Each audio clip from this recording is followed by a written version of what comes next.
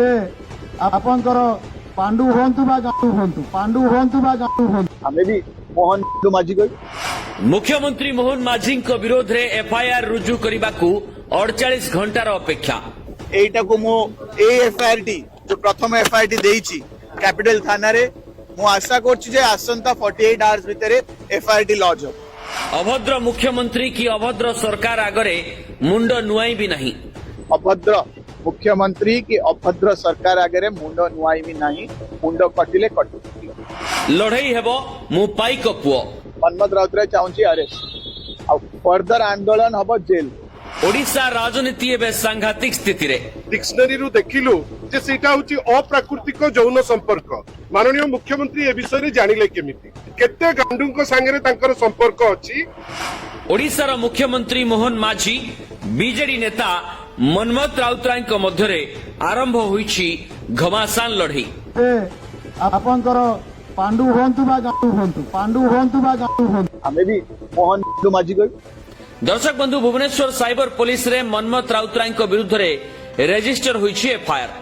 भारतर प्रधानमंत्री नरेंद्र मोदी और ओडिशार मुख्यमंत्री मोहन चरण माझी को अभद्र मूर्ख कहवा भारी पड़ी पारे बोली कहा जाउछि। कारण बीजेपी याहाकू मानहानिकारक एवं अपमानजनक बोली दाबी करिछि।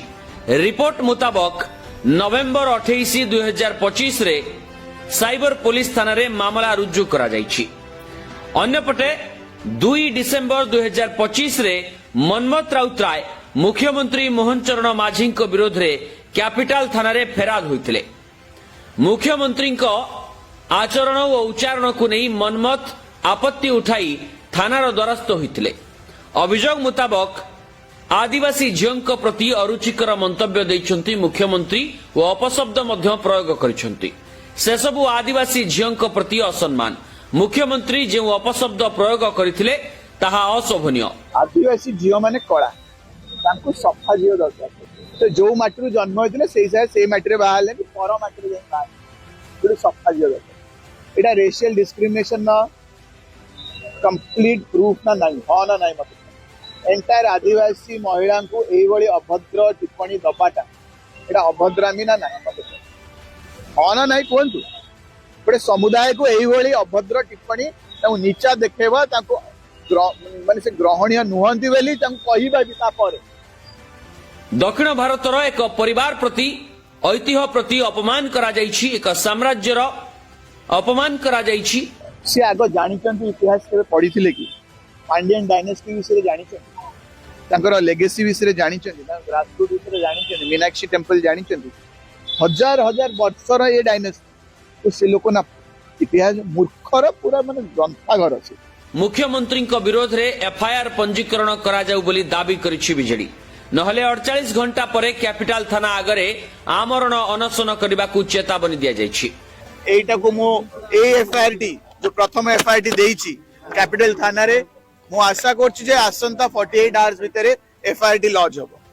केन मु ताको कोर्ट ऑफ लॉ को नेकी जिबा को चाहूछि।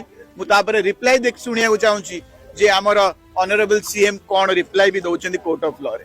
तेबे दर्शक बंधु मनमत राउतराय विरुद्ध रे मामला अन्यपटे मुख्यमंत्री विरोध रे एफआईआर दाबी। एक राजनैतिक महालढ़ईर एक नूतन पर्यायर घोषणा सरिछि।